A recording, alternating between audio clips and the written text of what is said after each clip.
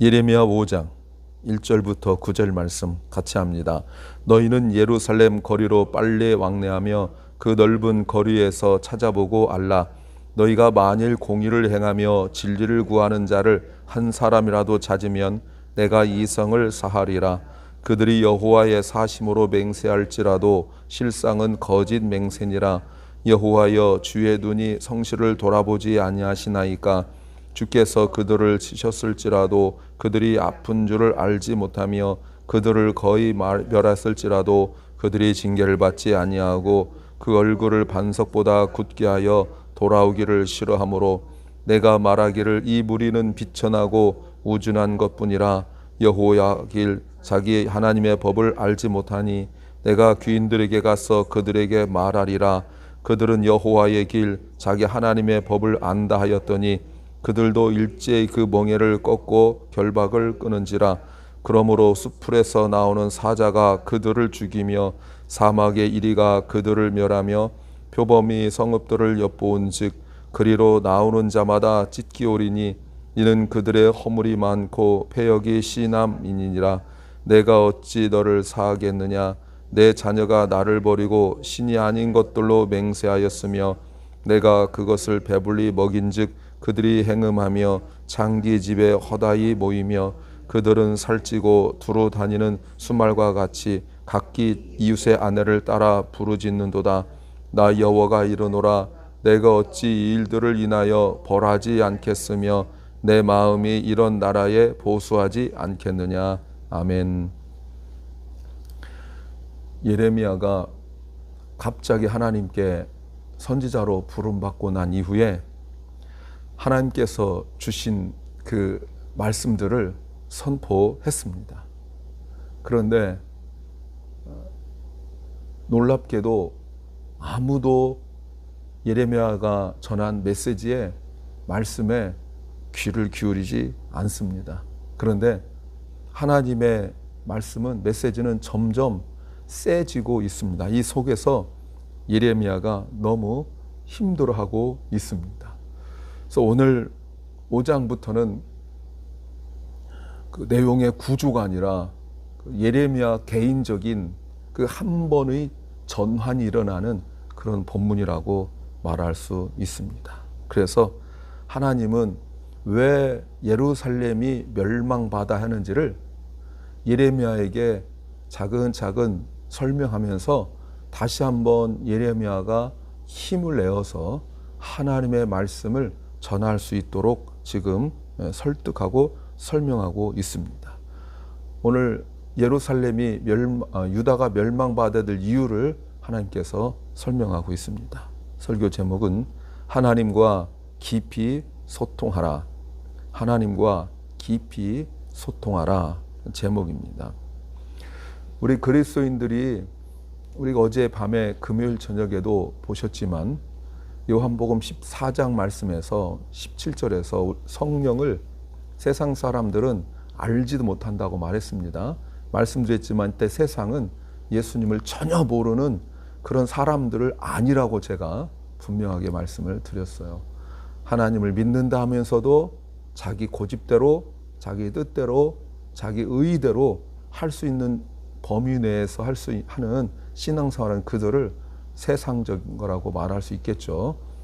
그런데 너희는 내 말을 듣고 나를 사랑하여 내 말을 지키는 너희는 성령이 너희 안에, 너희가 성령 안에 있어서 교통한다고 말씀을 하셨어요.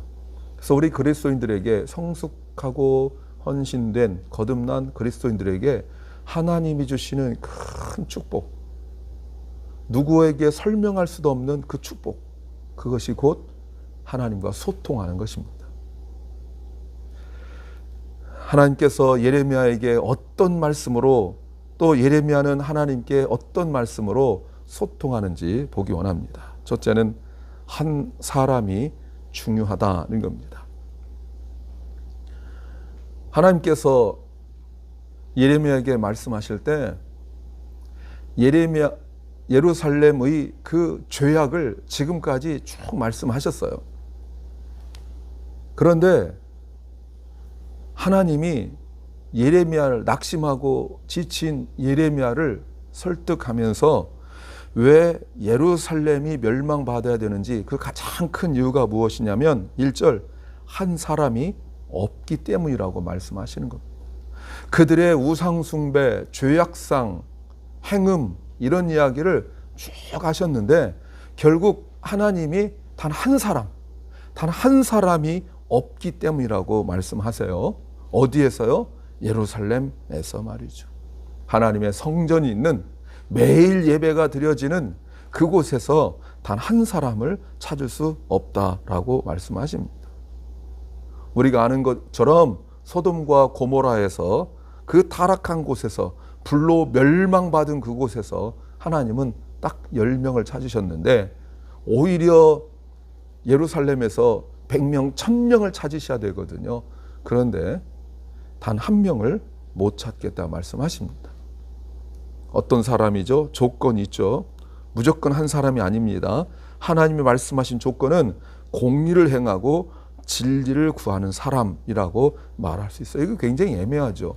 여러분, 공의를 행한다는 것이 무엇입니까? 공의를 행한다는 말은 물론 사람과 사람의 관계를 말하는 거예요. 사람과 사람의 관계. 근데 이 말이 무슨 말입니까? 자기 일에 그리스도인답게 살아가는 것. 자기 일에 그리고 자기 삶에 그리스도인답게 말하는 것. 여러분, 그게 뭐죠? 이웃사랑이란 말이에요. 공의는 이웃사랑이에요. 또 진리를 구한다고 말하고 있습니다. 하나님의 뜻을 찾는 사람입니다. 이것이 특별하냐? 아니죠. 어떤 뛰어난 신앙인만 이렇게 살아가냐? 그게 아니에요. 정상적이고 보편적이고 그리고 평범한 신앙인들은 다 이렇게 살아가야 돼요. 미가서 6장 6절부터 8절 말씀에 하나님께 헌신하려고 내가 천천의 수양과 만만의 기름을 가지고 나아갈까? 내 몸을 주님 앞에 드릴까? 내 몸에서 난 아들을 하나님께 드릴까? 하나님께서 말씀하시기를 인자야, 사람아, 내가 너에게 선한 것을 이미 보였나니 너희가 인자를 사랑하고 공의를 행하며 그 말씀을 하세요. 뭔가 특별하게 너희가 이런 수준과 경지에 올라야 된다. 너희들이 영적으로 이런 말씀을 하지 않으세요. 그런데 없대요. 결국 하나님과의 관계 그리고 사람과의 관계 속에서 가장 기본을 하나님께서 계속 말씀하시지만 그런 사람 없대요. 성전에서 예배만 말하는 것이 아닙니다. 세상에서, 사회에서, 학교에서, 직장에서, 가정에서 어떻게 살아가느냐의 거예요. 그런데 없대요. 왜요? 왜 없습니까? 하나님께서 말씀하실 때 왜 없다고 말씀하십니까? 이들은 다 치우쳤어요. 어리석은 자는 그 마음에 이르기를 하나님이 없다 하더라. 여러분, 왜 없어요? 여러분, 왜 없어요? 다 치우쳤어요. 치우쳤단 말이 뭡니까? 자기 일에만 관심이 있다는 겁니다.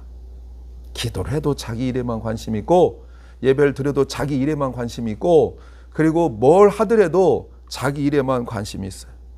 자기 시간, 자기 물질, 그리고 자기 에너지, 자기 인생, 헌신 이런 거 없습니다. 어제 저녁에도 말씀드렸지만 믿음으로 해야 될 일들은 절대 하지 않습니다. 내가 할 수 있는 일, 범위 내에서 경제적이든 아니면 에너지든 아니면 재능이든 능력이든 내가 할 수 있는 딱 그 범위 내에서만 할 때 마음이 평안해요. 그걸 넘어서는 믿음은 없어요. 이걸 뭐라고 그런다고요? 이것이 곧 치우쳤다는 뜻이에요. 그들은 말은 잘합니다. 2절 보세요. 말은 잘해요. 그들이 여호와의 사심으로 맹세한다고 말하고 있어요. 하나님을 찾는데요. 그러나 하나님 뭐라고 말씀하십니까? 그러나 다 말뿐이라. 말로만. 하나님께서 말씀하실 때 단 한 사람도 못 찾겠다라고 말할 때 그들이 모든 일들을 우리는 주님의 이름으로 합니다. 예배도 주님의 이름으로 하고 섬김도 주님의 이름으로 하고 이웃 구제도 주님의 이름으로 합니다. 그러나 주님 뭐라고 말씀하세요? 너희가 다 말뿐이다. 너희 말이 다 거짓이다라고 말씀하세요.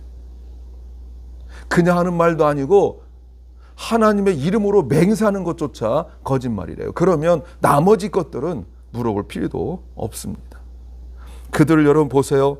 무엇을 믿지 못합니까? 무엇을 믿지 못하죠? 살아계신, 즉 living, 살아계신 하나님을 믿지 못해요.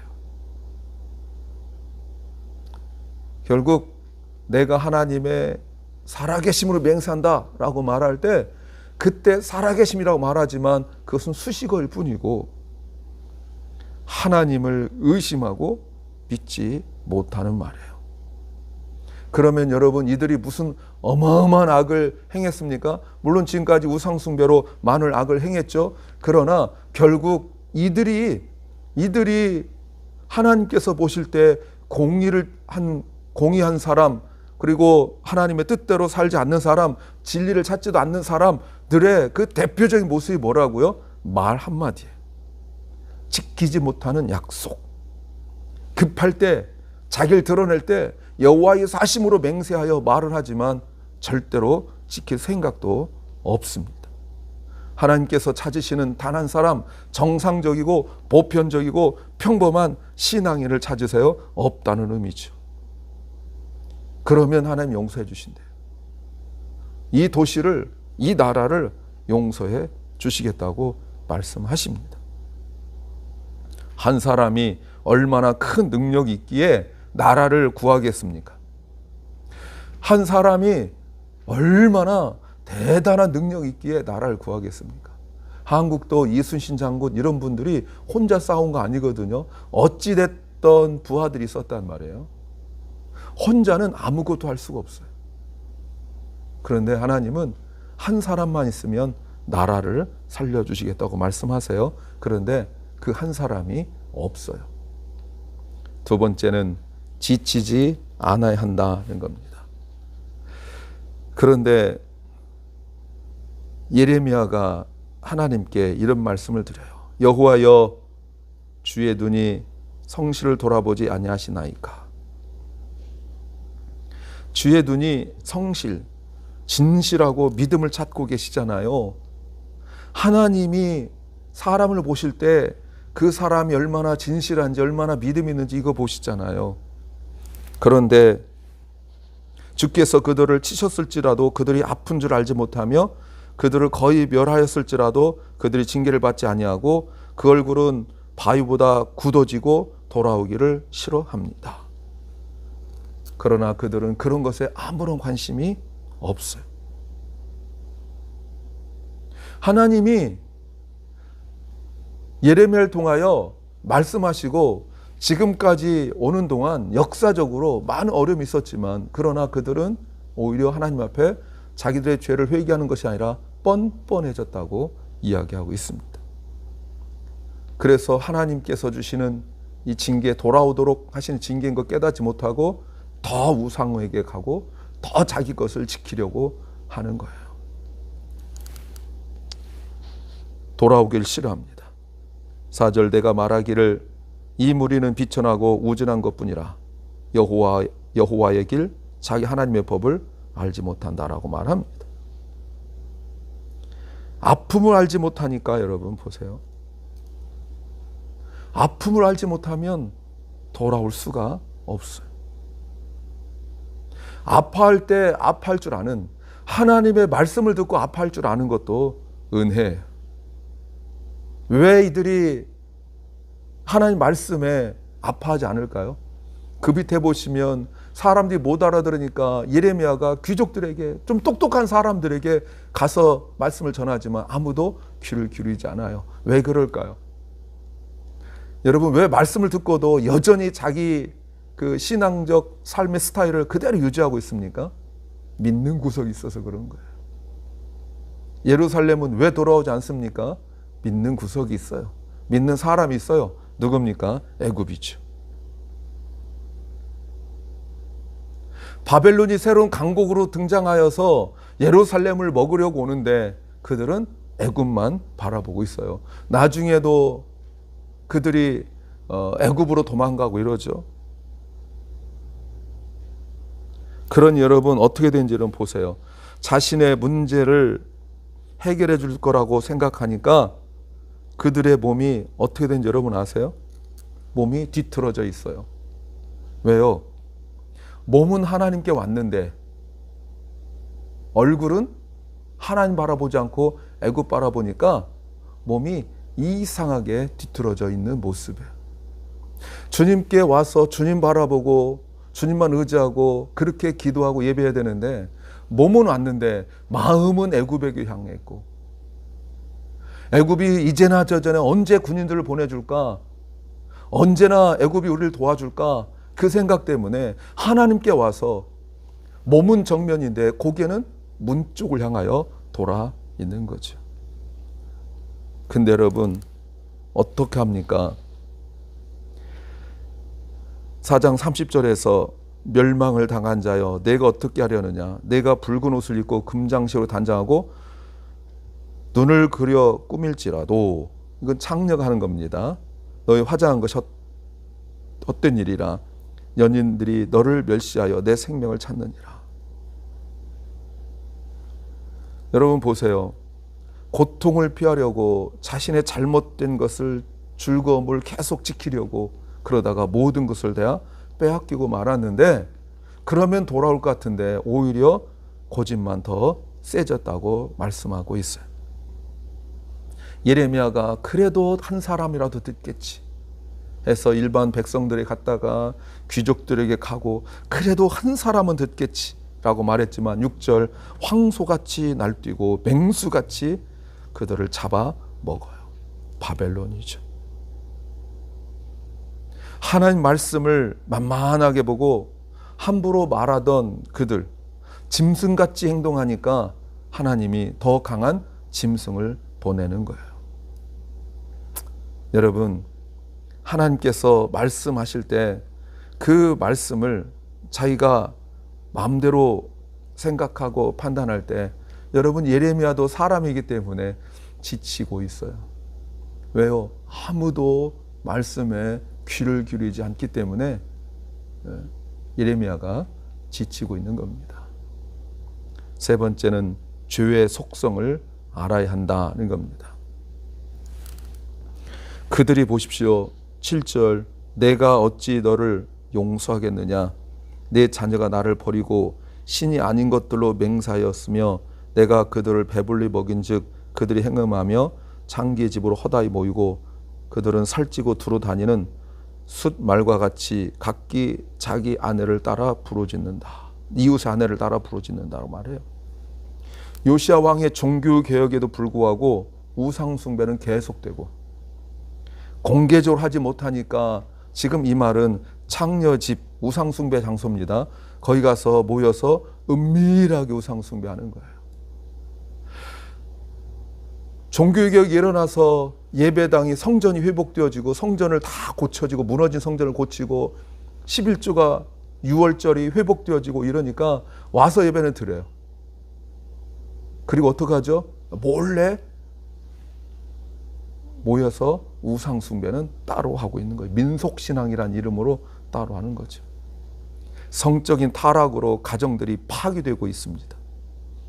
그래서 9절에 하나님께서 나 여호와가 말하노라, 내가 어찌 이 일들을 인하여 벌하지 않겠느냐, 내 마음이 이런 나라에 보수하지 않겠느냐. 하나님 말씀이 그거예요. 내가 어찌 내버려 둘 수 있겠느냐, 이렇게 하는 이들을 내가 어찌 내버려 둘 수 있겠느냐 라고 예레미야에게 물으시는 겁니다. 너 같으면 가만히 있겠니? 지치고 힘든 예레미야에게 하나님께서 많은 삶 찾을 필요 없다. 예레미야는 왜 사람들이 돌아오지 않습니까? 왜 사람들이 말씀에 귀를 기울이지 않을까요? 라고 그것 때문에 지칠 때 하나님이 예레미야에게 한 사람이면 돼. 한 사람. 많은 사람 돌아오게 하고 많은 사람에게 복음을 전하고 많은 사람들을 하려 하지 마. 단 한 사람이면 돼. 여러분, 목회자들도요, 단 한 사람이면 지치지 않을 수 있어요. 그리고 그들의 죄를 보면서 하나님이 예레미야에게 하신 말씀이 내 마음 같길 원한다, 이렇게 말씀하시는 거죠. 이런 죄를 보면서 내가 어찌 가만히 있겠느냐. 너는 저들이 돌아오지 않는 것 때문에 지치고 힘들어하지만 내 마음도 알아라, 이렇게 말씀하시는 겁니다. 사랑하는 여러분, 우리가 하나님과 깊이 소통하지 아니하면 우리가 지치고 힘들 수 있고요, 또 지치고 힘들었을 때도 하나님과 더 깊이 소통해야 우리가 회복될 수 있습니다. 우리가 하나님과 관계 회복되어지고 소통으로 회복될 때 우리 앞에 구름같이 사람들이 모여들고 어마어마한 사람들이 있을 거라고 착각할 수 없습니다. 단 한 사람, 우리가 일생 동안 단 한 사람만 그리스도의 제자로 바로 세워도 그것은 실패한 인생은 아닙니다. 기도합니다. 주님,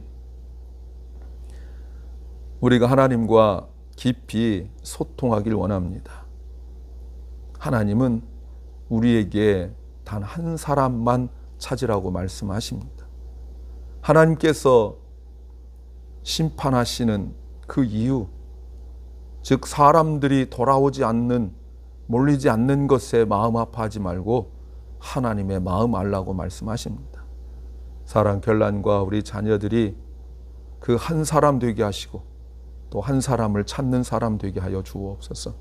오늘도 병 중에 고통과 슬픔과 아픔 중에 곤고함 중에 또 막힌 담 앞에서 어쩔 줄 몰라 힘들어하고 있는 심령들에게 주님 은혜 베푸시고 회복시켜 주옵소서.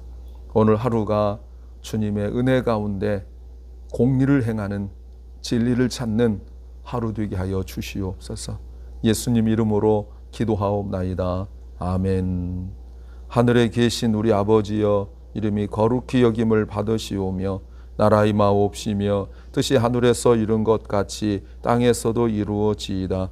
오늘날 우리에게 일용할 양식을 주옵시고 우리가 우리에게 죄 지은 자를 사하여 준 것 같이 우리 죄를 사하여 주옵시고 우리를 시험에 들게 하지 마옵시고 다만 악에서 구하옵소서. 대개 나라와 권세와 영광이 아버지께 영원히 싸움나이다. 아멘.